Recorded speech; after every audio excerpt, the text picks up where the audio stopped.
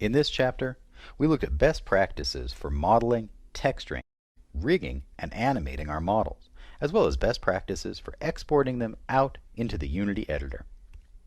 Remember that good design in Unity starts out with a good model and a good concept, good modeling practices such as avoiding T-intersections, making sure that your model is composed of all quads, making sure that your textures are laid out in a power of 2, and utilizing all of that UV space as much as possible.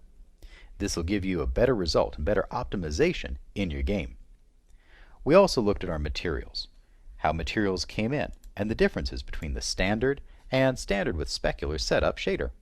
We looked at the different rendering modes, opaque for solid materials, cutout for things like chain link fences, for example, fade for power-up icons that animate on, and transparent for things like dirty window glass.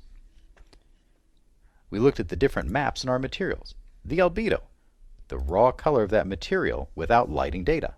The specular map determines the smoothness and microsurface detail on a material. The normal map, adding additional detail into each polygon so they simulate as if they had more geometry there. And the occlusion map, controlling the amount of indirect lighting seen on a model.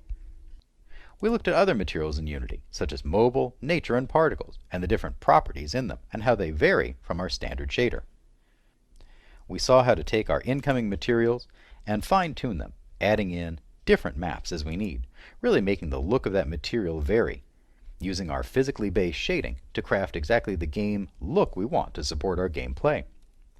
Lastly, we looked at our different textures, how we can economize textures and tile them, changing their maximum size, and also reusing channels where possible, such as a specular map with a smoothness in the alpha.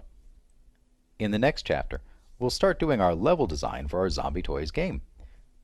First creating the environment, and then placing the props in, getting our Zombie Toys environment ready for the implementation of our characters, our player, and our non-player character enemies.